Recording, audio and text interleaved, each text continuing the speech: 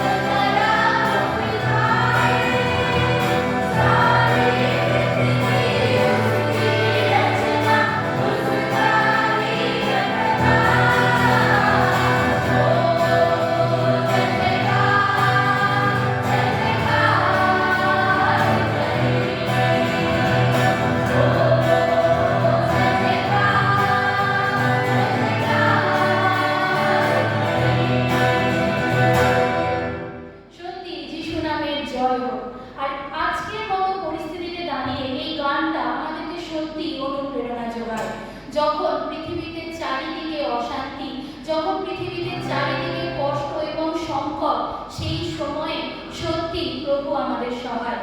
এর থেকে বড় সান্ত্বনা, এর থেকে বড় আনন্দের হয়তো আর কিছুই নেই।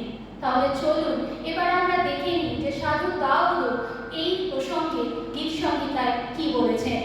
এই সময় আমরা শাস্ত্র পাঠের মধ্যে দিয়ে যাব এবং আমরা প্রত্যেকে যাদের কাছে বাইবেল রয়েছে তারা গীত সংহিতা তার 121 অধ্যায় খুলব এবং সেখানে দেখব সাধু দাউদ প্রভুর সম্পর্কে কি বলেছেন। আমরা প্রত্যেকে পাঠে আরম্ভ হই। গীত সংহিতা তার 121 অধ্যায় 1 থেকে 8টি পদ আমরা পাঠ করব। আমি পর্বতগণের দিকে চক্ষু তুলিব, কোথা হইতে আমার সাহায্য আসিবে? সদাপ্রভু হইতে আমার সাহায্য আসে। তিনি আকাশ ও পৃথিবী নির্মাণকর্তা। তিনি তোমার চরণ বিচলিত হইতে দিবেন না। তোমার রক্ষক ভুলিয়া করিবেন না। দেখো, যিনি ইসরায়েলের রক্ষক তিনি ভুলিয়া পড়েন না, নিদ্রা যান না। সদাপ্রভুই তোমার রক্ষক, সদাপ্রভুই তোমার ছায়া, তিনি তোমার দক্ষিণ পার্শ্বে। দিবসে সূর্য তোমাকে আঘাত করিবে না, রাত্রিতে চন্দ্রও করিবে না। সদাপ্রভু তোমাকে সমস্ত অমঙ্গল হইতে রক্ষা করিবেন, তিনি তোমার প্রাণ রক্ষা করিবেন। সদাপ্রভু তোমার বাহিরে যাওয়া ও তোমার ভিতরে আসা রক্ষা করিবেন, এখন অবধি চিরকাল পর্যন্ত। আমেন। সত্যি এই পরিস্থিতিতে দাঁড়িয়ে সাধু দাউদের এই কথাগুলি আমরা মর্মে মর্মে উপলব্ধি করি যে প্রভু সত্যিই আমাদের দক্ষিণ পার্শ্বে, প্রভু সত্যিই আমাদের সহায়। তিনি কখনোই আমাদের চরণকে বিচলিত হতে দেন না, তিনি কখনো ঘুমান না, তিনি সদা সর্বদা আমাদের জন্য জাগ্রত। আর এই সময় সেই জন্য আমরা তার কাছে যতই ধন্যবাদ দিই না কেন, যতই তার সামনে নত হই না কেন, যতই তার নামে কৃতজ্ঞতা জ্ঞাপন করি না কেন, সেটা কম হয়ে যায়। কারণ তার মতো পিতা, তার মতো প্রভু আর দুটো নেই। তাই আসুন আমরা এই সময় ধন্যবাদের মধ্যে যাব। বিগত দিনে আমরা যা কিছু পেয়েছি তার থেকে সেই সমস্ত উজাড় করে আজকে তার সম্মুখে আমরা স্বীকার করব। কিন্তু তার আগে আমরা আরো একটি গান করি, ধন্যবাদ ধন্যবাদ পেয়েছি কত আশীর্বাদ।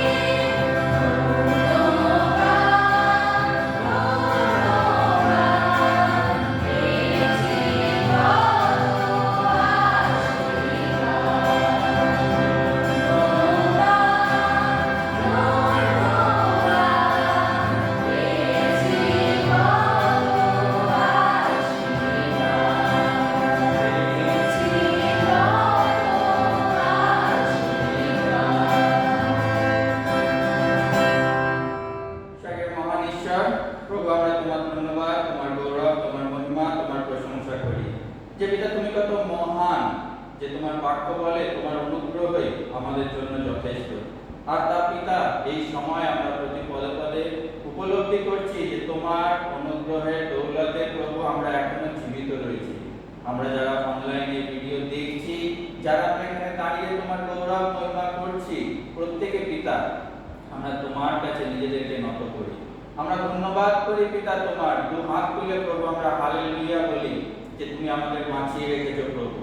পিতা, আমরা দু হাত তুলে তোমার ধন্যবাদ করি পিতা যে তুমি যোগানদাতা, তুমি জিহোবা জিরি হয়ে আমাদের সব তুমি যোগান দিয়েছো পিতা। তুমি জিহোবা শালোম হয়ে পিতা তুমি আমাদেরকে সেই শান্তি তুমি দিয়েছো পিতা। ধন্য তোমার নাম প্রভু।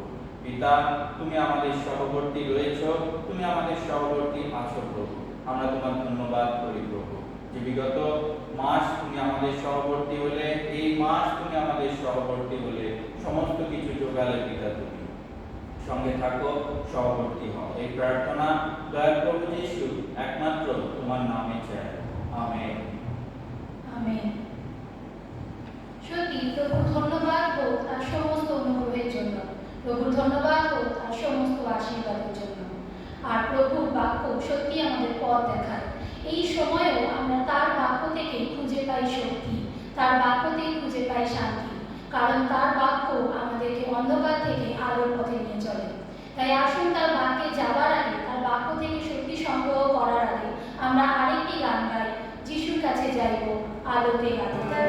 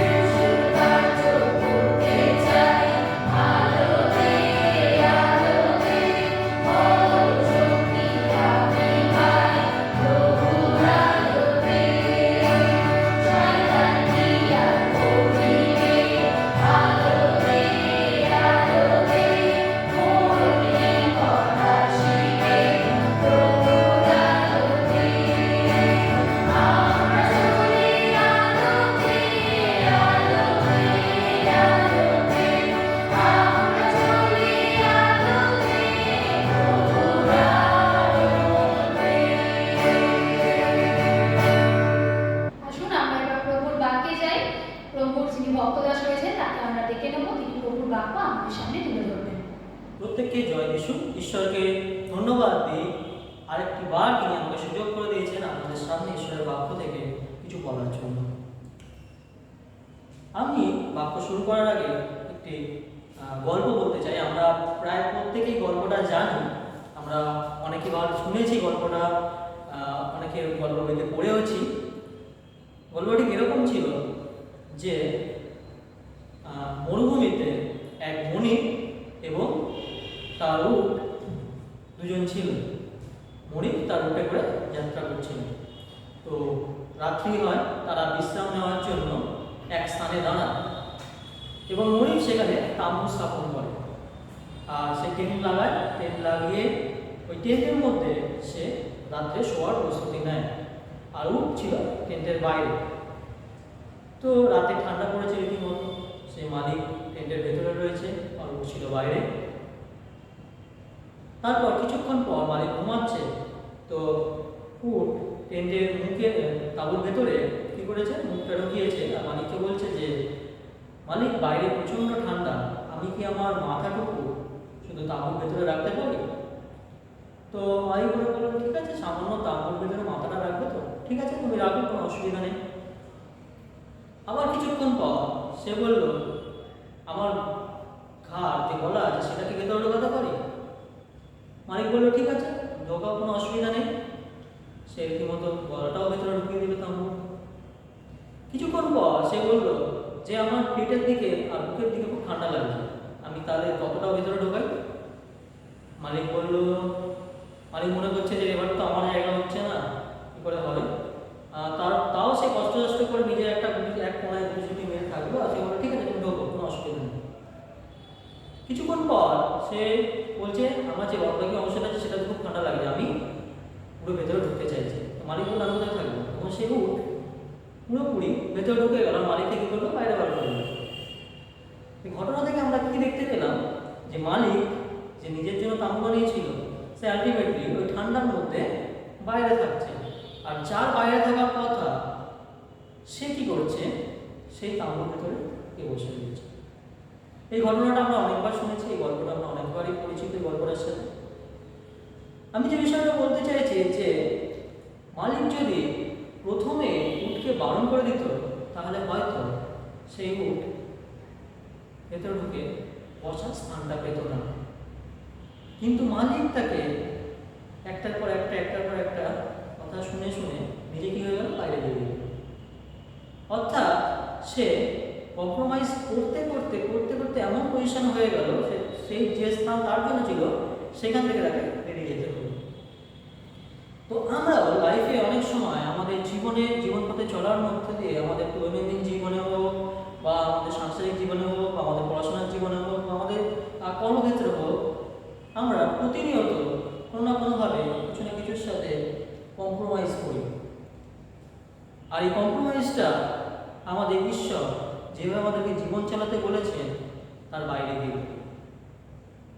ঈশ্বর আমাদের জন্য একটা জীবন রেখেছে। আমরা যখন পাপের ক্ষমা পেয়েছি, তার কাছে এসে পাপ স্বীকার করেছি, অনুতপ্ত হয়েছে, তিনি আমাদের প্রত্যেককে ক্ষমা করেছেন এবং তিনি আমাদেরকে তার পরিত্রাণ দান করেছেন এবং তারপরে বলেছে যে যেন আমরা তার আজ্ঞাবহ হয়ে জীবনযাপন করি।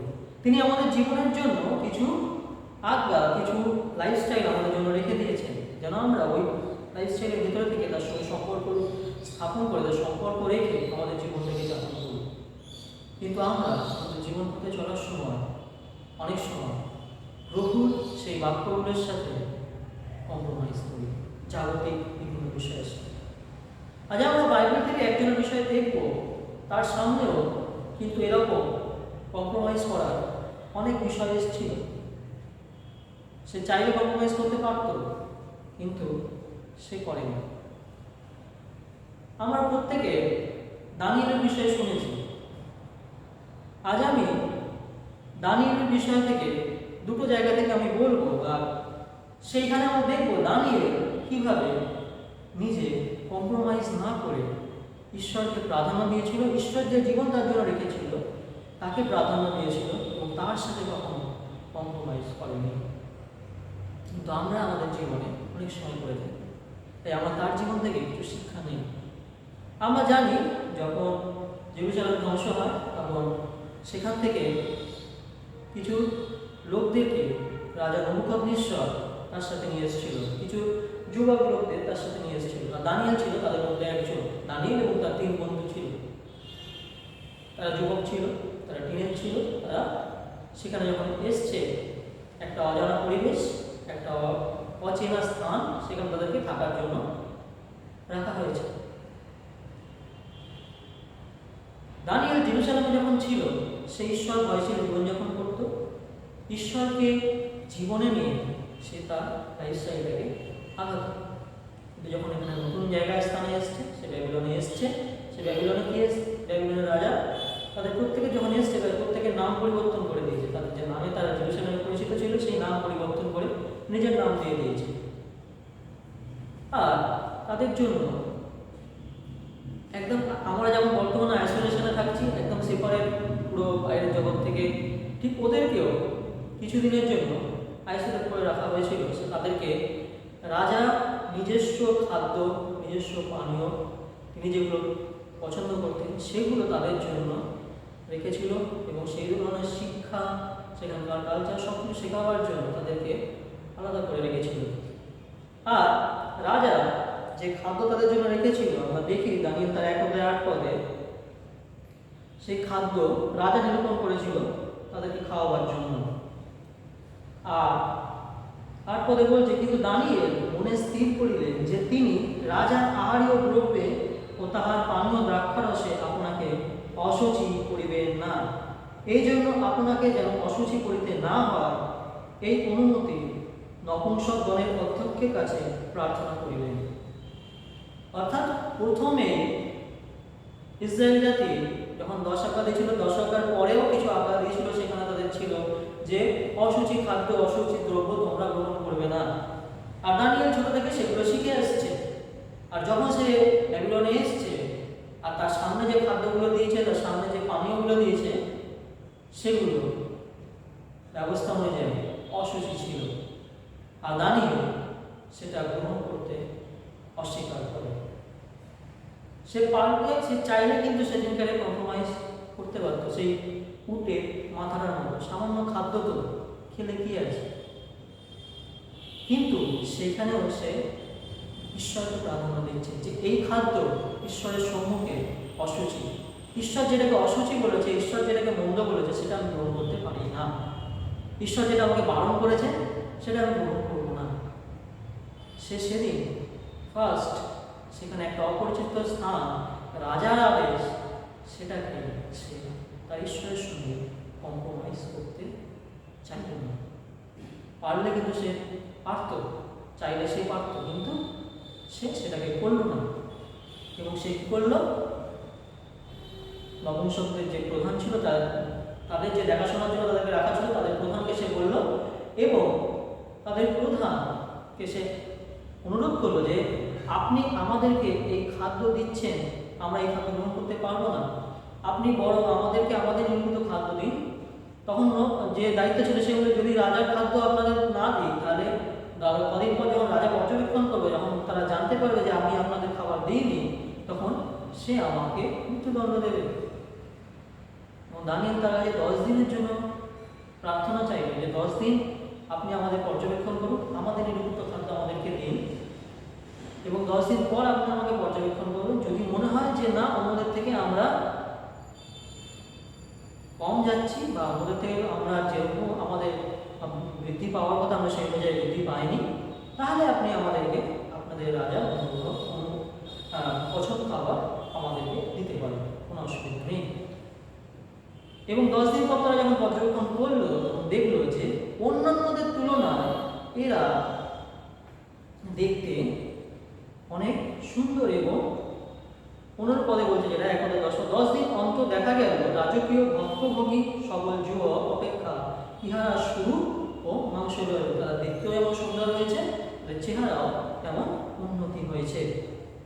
এই জন্য বৃহত্তক্ষ তাহাদের ওই আহারীয় দ্রব্য পানীয় দ্রাক্ষারস রহিত করিয়া তাহাদেরকে সবজি দিতে থাকিলেন।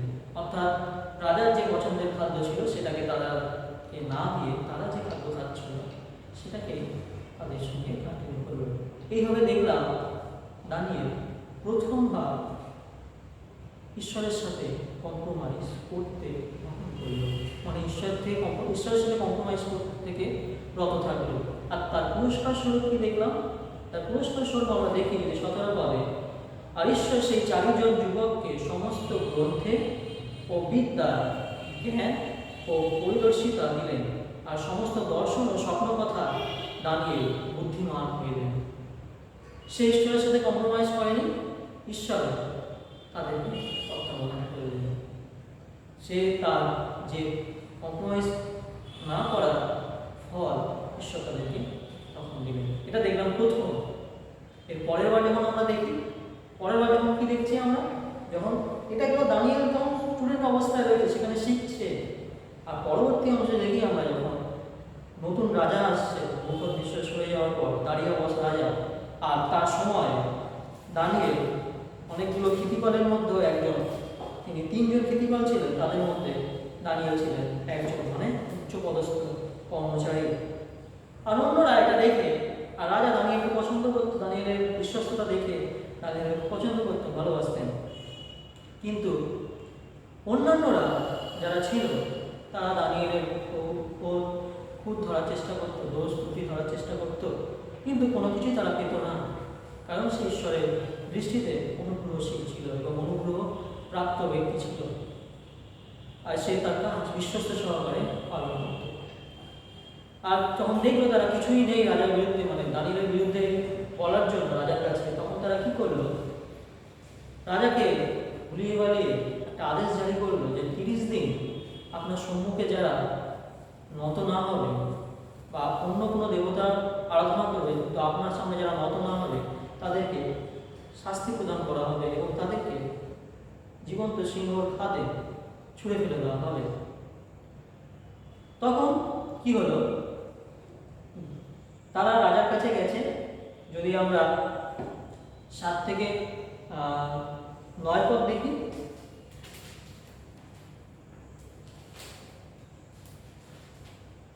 রাজের অধ্যক্ষগণ, প্রতিনিধিগণ, ক্ষিতিপালগণ, মন্ত্রীগণ ও দেশাধ্যক্ষগণ সকলে মন্ত্রণা করিয়া এমন রাজার কাছে স্থাপন ও দৃঢ় প্রতিষেধ বিধি প্রচার করিতে বিহিত বুঝিয়াছেন যে যদি কেউ 30 দিন পর্যন্ত মহারাজ ব্যতীত অন্য কোনো দেবতার কিংবা মানুষের কাছে প্রার্থনা করে, তবে হে রাজা সে সিংহদের খাদে নিক্ষিপ্ত হইবে। এখন হে রাজা আপনি সেই প্রতিষেধ বিধি স্থির করুন এবং বিধিপত্রে স্বাক্ষর করুন, যেন মাদীয়দের ও পারসিকদের আলোক্য ব্যবস্থা অনুসারে তা অপরিবর্তনীয় হয়। অতএব দারিয়াবশ রাজা সেই পত্র ও প্রতিষেধ বিধিতে স্বাক্ষর করিলেন, আর রাজা সেখানে অনুমতি স্বাক্ষর দিয়ে দিলেন। আর তারপর কি হয়, দানিয়েলের জীবন দেখি আমরা 10 পদ থেকে, পত্রখানি স্বাক্ষরিত হইয়াছে ইহা দানিয়েল যখন জানিতে পাইলেন, তখন আপন গৃহে গেলেন। তাহার কুঠির বাতায়ন জেরুজালেমের দিকে খোলা ছিল। তিনি দিনের মধ্যে 3 বার জানু পাতিয়া আপন ঈশ্বরের সম্মুখে প্রার্থনা ও স্তবগান করিলেন, যেমন পূর্বে করিতেন। আর তখন সেই লোকেরা সমাগত হইয়া দেখিলেন দানিয়েল আপন ঈশ্বরের নিকটে অনুরোধ ও বিনতি করিতেছেন। আর এটা স্বাক্ষর হওয়ার পর যে রাজার সামনে প্রণিপাত করতে হবে, এটা জানার পর দানিয়েল কি করলো, কোথাও গেল না, সে নিজের ঘরে গেল। ঘরে গিয়ে যেদিকে জানলা দিয়ে জেরুজালেমের দিকে যে জানলাটা খোলা ছিল সেই জানলার দিকে গেলে এবং হাঁটু গেড়ে ঈশ্বরের কাছে প্রার্থনা করল। তার নত হওয়ার কথা ছিল স্বাক্ষরিত নির্দেশ অনুযায়ী রাজার কাছে, কিন্তু সে কি করলো, এখানে কম্প্রোমাইজ করলো না। সে প্রথমে কোথায় গেল, ঈশ্বরের সম্মুখে গেল এবং সেখানে সে গিয়ে ঈশ্বরের সম্মুখে নত হয়ে প্রার্থনা করল। আর এটা দেখার পর তারা যখন রাজাকে কমপ্লেন করে, আর রাজা নিরুপায়, রাজা দানিয়েলকে পছন্দ করত, কিন্তু তিনি যখন আদেশ দিয়ে দিয়েছেন আর সেটা স্বাক্ষরিত আদেশ, সেটা পরিবর্তন করা যাবে না, তার উল্লঙ্ঘন করলে যে শাস্তি নিরূপণ করা সেটা সে পাবে, তাই রাজাও কিছু করতে পারছেন না, রাজা হাত বাঁধা। আর তিনি তখন বললেন লোকদের ডেকে যে যেরূপ নির্দেশ দেওয়া আছে দানিয়েলের প্রতিও যেন একই কর্ম করা হয়। আর তারা কি করবে, যখন দানিয়েলের কাছে গেছে, আমরা যেখানে 6 অধ্যায় যদি দেখি, আমরা এখানে একবারও দেখবো না দানিয়েল কাকুতি মিনতি বা কোনো রকম রিকোয়েস্ট কিছু করছে। তাকে যখন ধরে নেওয়া যাওয়া হচ্ছে, সে জানে আমাকে ধরে নিয়ে যাওয়া হচ্ছে ঈশ্বরের নামে, আমি চাই অর্ধেকের ঈশ্বর থেকে। আর তখন সে তাদের সাথে গেল এবং তাকে রীতিমতো সিংহের খাদে ফেলে দেওয়া হলো। আর দেখি রাজার মন সেটা দেখে নিরাশ হয়ে গেল। তিনি তার রুমে গিয়ে সেদিনকারে কোনো খাদ্য গ্রহণ করেননি, উপবাস সহকারে সেদিনকারে ছিল। সঙ্গে সঙ্গে পরের দিন যখন সকাল হয়েছে, সঙ্গে সঙ্গে সে গেছে, গিয়ে সিংহের গর্তের সামনে দাঁড়িয়েছে এবং ওখান থেকে আওয়াজ দিচ্ছে যে দানিয়েল তুমি কি আছো, তোমার ঈশ্বরকে রক্ষা করেছেন? আর তখন দানিয়েল 6 অধ্যায় 22 পদে বলছে, আমার ঈশ্বর আপন দূত পাঠাইয়া সিংহগণের মুখ বদ্ধ করিয়াছে, তাহারা আমার হিংসা করে নাই, কেননা তাহার সাক্ষাতে আমার নির্দোষতা লক্ষিত হইল, এবং হে রাজ আপনার সাক্ষাতেও আমি কোনো অপরাধ করি নাই। তো আমরা দেখলাম সেদিনকারে দানিয়েলকে কিভাবে ঈশ্বর রক্ষা করেছিল। আমরা দেখলাম এই 2 জায়গায়, প্রথমে যখন দেখলাম তার খাদ্য নিয়ে, যেটা অসুচি, ঈশ্বর দৃষ্টিতে অসুচি, সেটা গ্রহণ করলো না। আমরা এটা নতুন নিয়মে অনেক যখন দেখি পিতরের সামনে চাদর নিয়ে অনেকগুলো খাদ্যদ্রব্য নামানো হয়েছিল, তখন পিতর বলছে, আর যখন সদাপুত্রকে বলেছে যে তুমি উঠো মারো আর খাও, আর তখন পিতর বলছে যে প্রভু আমি জন্ম থেকে এখন অবধি অসুচি খাদ্য গ্রহণ করি নাই। তাই জেরুজালেমের বা ইসরায়েলের যারা মানুষ ছিল তারা ছোট থেকে এটা শিক্ষাপ্রাপ্ত যে তারা অসুচি খাদ্য গ্রহণ করতো না। সেই অনুযায়ী দানিয়েল যখন জেরুসালেম থেকে ব্যাবিলনে এলো, তখন তার সামনে যখন অসুচি খাদ্য দিল, সে সেটা গ্রহণ করতে স্বীকার করলো না। আর দুই, নিজের ঈশ্বরের সামনে যে আজ্ঞা, তোমার ঈশ্বর ব্যতিরেকে মানে ঈশ্বর ব্যতিরেকে অন্য কোনো দেবতা যেন না থাকুক, আর প্রতিমা পূজা করিও না, এই দুইয়ের এগেনস্ট দুই নীতি দুই আজ্ঞা সে লঙ্ঘন করতে পারে না। সেই জন্য সে এই দুটোর সাথে কম্প্রোমাইজ করল না। আর যখন সে কম্প্রোমাইজ করছিল না, তখন তার সিচুয়েশনটা কি ছিল? ভয় সিচুয়েশন। তখন যখন খাদ্য খেতে অস্বীকার করেছিল, রাজার লোকেরা এসে তাকে মেরে ফেলতে পারত। যখন সে সিংহের খাদ্য তো ফেলেই দেওয়া হয়েছিল, কিন্তু যখন সে কম্প্রোমাইজ করলো না, তখন সে মনে মনে এটাই জানতো যে আমি যখন জানলাম কম্প্রোমাইজ করছি না, তিনি আমাকে রক্ষা করবেন। তার কারণ দানিয়েল কিছুদিন পূর্বে কিছু ঘটনা সে দেখেছিল, ঘটনা থেকে দেখেছিল যে তারই 3 বন্ধু যখন নবুকদ্নেচ্ছর রাজা ছিল, তার স্বর্ণময় প্রতিমার সামনে তাদেরকে নত হতে বলেছিল, তারা নত হয়নি। তারা বলেছিল আমরা জীবন্ত ঈশ্বরের সামনে ছাড়া কারোর সামনে নত হই না। আর তাদেরকে জ্বলন্ত অগ্নিকুণ্ডে ফেলে দেওয়া হয়েছিল। আর কিন্তু সেখান থেকে ঈশ্বর তাদেরকে রক্ষা করেছিল। দানিয়েল তার বর্তমান পরিস্থিতি দেখেনি, দানিয়েল তার ভবিষ্যৎ পরিস্থিতি কি হবে সেটার কথা চিন্তা করেনি। দানিয়েল জানতো অতীতে ঈশ্বর তার জন্য কি করেছেন। দানিয়েল জানতো অতীতে ঈশ্বর ইসরায়েল জাতির জন্য কি করেছেন। অতীতে ঈশ্বর তার বিশ্বস্ত ব্যক্তিদের সঙ্গে কি করেছেন, তাদের জন্য কি করেছেন। সে যেমন দেখেছিল, যদি আমরা দানিয়েল 3 অধ্যায়ে দেখি, সেখানে লিখছে সদ্রক, মৈশক, অবেদনগর এরা যারা ছিল দানিয়েলের 3 বন্ধু, তাদেরকে যখন অগ্নিকুণ্ডে ফেলে দেওয়া হয়েছিল, ঈশ্বর তাদের সঙ্গে এসেছিলেন এবং সেখান থেকে তাদেরকে রক্ষা করেছিলেন। তারা সেদিন কম্প্রোমাইজ করেনি। কম্প্রোমাইজ না করার জন্য ঈশ্বর তাদের সঙ্গে ছিলেন। শুধুমাত্র কম্প্রোমাইজ করার সময় তারা যে কম্প্রোমাইজ করছিল, তারা যে ঈশ্বরের প্রতি ছিল সেটা নয়। ঈশ্বর, তারা যেমন ঈশ্বরের দিকে এগিয়েছিল, ঈশ্বর তাদের রক্ষা করার জন্য এগিয়ে এসেছিলেন। যেটা আমরা দেখতে পাই 1 অধ্যায় 17 পদে, যেমন যেখানে বলছে যে ঈশ্বর তাদেরকে কি করেছে, 40 জনকে যুবককে সমস্ত গ্রন্থ ও বিদ্যায় জ্ঞানে পরিদর্শিত দিলেন, আর সমস্ত দর্শন স্বপ্ন কথায় দানিয়েলকে বুদ্ধিমান হইল। তাদেরকে অনুগ্রহ করেছিল। যেমন এখানে 6 অধ্যায় আমরা 22 পদে দেখতে পাচ্ছি যে ঈশ্বর নিজের দূত পাঠিয়ে সিংহের মুখ বন্ধ করে দিয়েছিলেন, যাতে দানিয়েলকে তারা স্পর্শ না করতে পারে। যে দানিয়েল যখন তাদের সিংহের খাতে পড়েছিল, সিংহ জানতো যে ঈশ্বরের একজন সন্তান রয়েছে, আমাদের তাকে স্পর্শ করার কোনো অধিকার নেই। ঈশ্বর আমাদেরকে সেই অধিকার দেয়নি। দানিয়েল তার ভবিষ্যৎ, তার বর্তমান চিন্তা না করে তার অতীতটা দেখেছিল। ঈশ্বর অতীতে তাকে কীভাবে আশীর্বাদ যুক্ত করেছিলেন, ঈশ্বর ইসরায়েল জাতিকে কীভাবে আশীর্বাদ যুক্ত করেছিলেন, ঈশ্বর সদ্রক, মৈশক ও অবেদনগরকে কীভাবে সে অগ্নিকুণ্ড থেকে রক্ষা করেছিলেন, ঈশ্বর কিভাবে আব্রাহামকে সেই পরীক্ষার সময় রক্ষা করেছিলেন, তাকে তার সন্তানের হত্যার দায় থেকে তিনি বাঁচিয়েছিলেন, তাকে পরীক্ষা করেছিলেন এবং সে পরীক্ষা থেকে উত্তীর্ণ হওয়ার রাস্তা ঈশ্বর তৈরি করেছিলেন।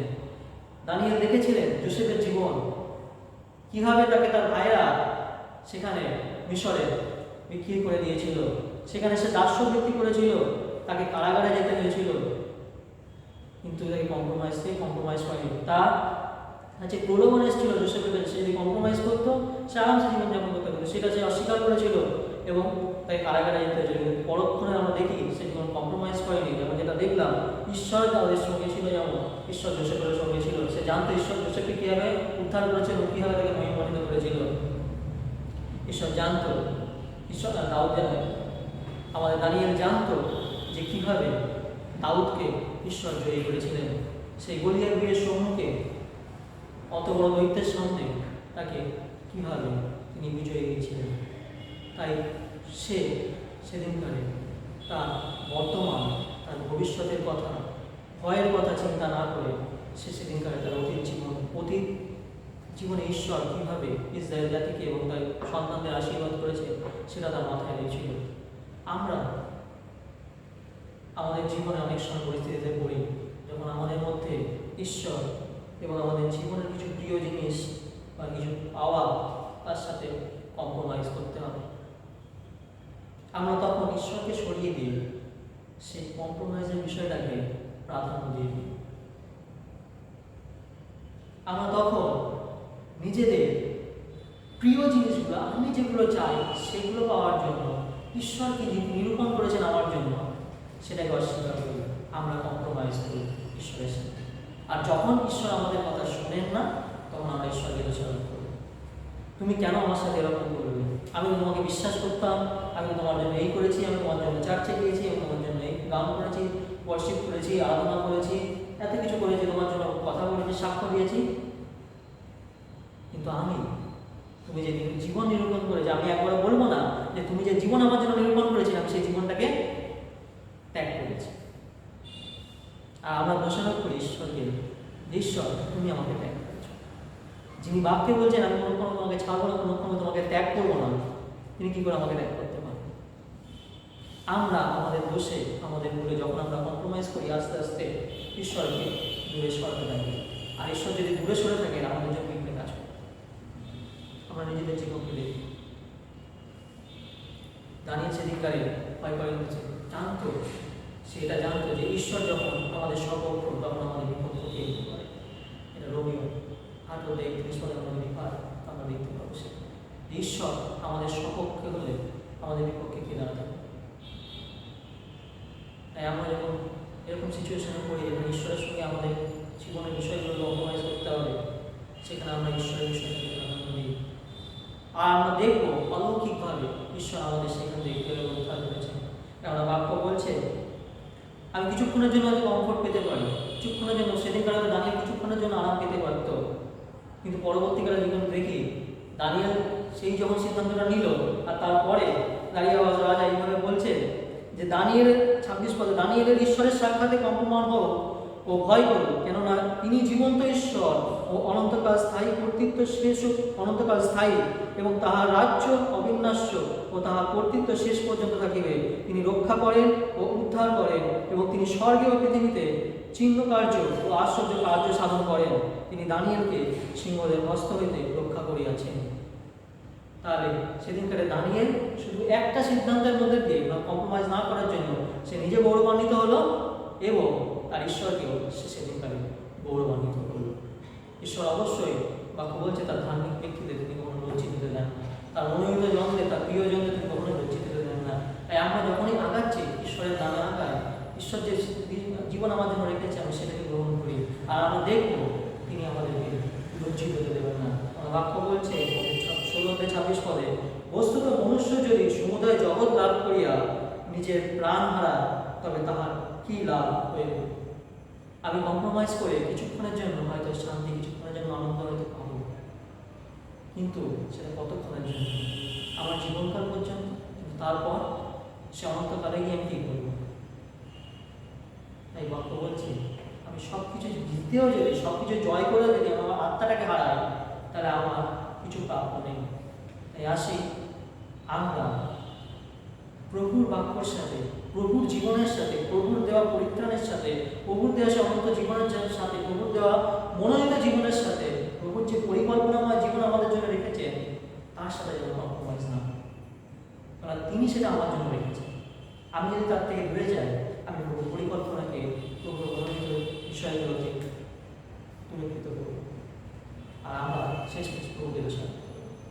তাই আমরা প্রভুকে কোনো দোষারোপ না করি, আমরা প্রভুর সম্মুখে থাকি, প্রভুর নিকটে থাকি। তিনি যে জীবন আমার জন্য মনোনীত করেছেন, তিনি যে বিষয়গুলো আমার জন্য মনোনীত করেছেন, আমি তার কাছে তার থেকে সেগুলো গ্রহণ করি, সেই বিষয়গুলোর জন্য প্রার্থনা করি। আমরা দেখেছিলাম দানিয়েল যেমন প্রার্থনা করেছিল, আমরা প্রার্থনা করি প্রভু আমাদেরকে রাস্তা করে দেবেন, প্রভু আমাদেরকে কীভাবে চলতে হবে সেটা দেখাবে। আসি আমরা সবাই প্রার্থনায় আসি এবং প্রভুর কাছে